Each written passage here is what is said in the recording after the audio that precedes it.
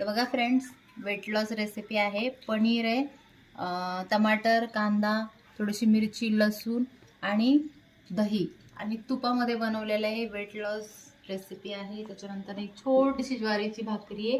त्याच्यानंतर ना थोडंसं काकडी आहे. माझ्याकडे जे पण सॅलड अवेलेबल होतं ते मी घेतलेलं आहे. काकडी आहे, टमाटर आहे आणि एकदम इझी रेसिपी आहे.